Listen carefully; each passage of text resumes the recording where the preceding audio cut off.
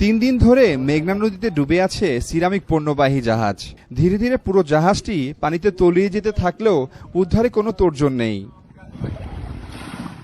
গত 29 আগস্ট চট্টগ্রাম বন্দর থেকে 1800 টন সিরামিক কারখানার কাঁচামাল নিয়ে ঢাকায় রওনা হয় কোস্টার জাহাজ এমভি রেক্স গ্লোরি 1। পরদিন ভোরে ভোলা সদরের কাচিয়া সংলগ্ন মেঘনা নদীতে অন্য একটি জাহাজের ধাক্কায় কোস্টার জাহাজের তলা ফেটে ডুবে যায়। এ সময় স্থানীয় জেলেরা জাহাজে থাকা 13 জন নাবিককে উদ্ধার করে। জাহাজে মির সিরামিক্সের মাল ছিল। আমরা চট্টগ্রাম থেকে ঢাকার উদ্দেশ্যে যাচ্ছিলাম, তখন এমভি সুলতান বকর নামে জাহাজটি আমাদের জাহাজের পিছনে অনেক জোরে ধাক্কা দেয়।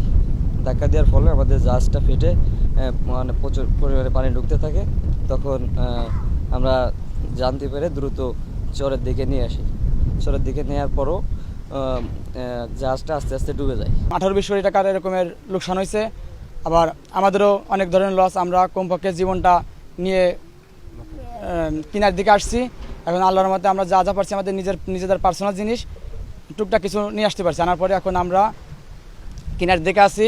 এখন আমরা একটু সবাই আল্লাহর রহমতে একটু ভালো আছে, কিন্তু জাহাজের পরিস্থিতি খারাপ। জাহাজ আস্তে দিন যাচ্ছে আর জাহাজটা আস্তে আস্তে তলিয়ে যাচ্ছে। জাহাজের কর্মচারীরা জানান বিষয়টি মালিক পক্ষকে জানানো হয়েছে, তবে এই বিষয়ে বিআইডব্লিউটিএ কোনো পদক্ষেপ নেয়নি বলে অভিযোগ তাদের। সরকারের ব্যাপার আর বিআইডব্লিউটি এর আসলে এরা তো আমাদের কোনো খোঁজ খবর নেই।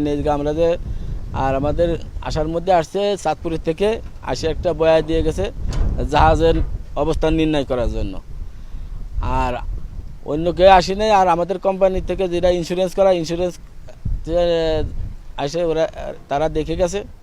জাহাজটিতে থাকা 1800 টন সিরামিক কাঁচামালের আনুমানিক মূল্য প্রায় 20 কোটি টাকা।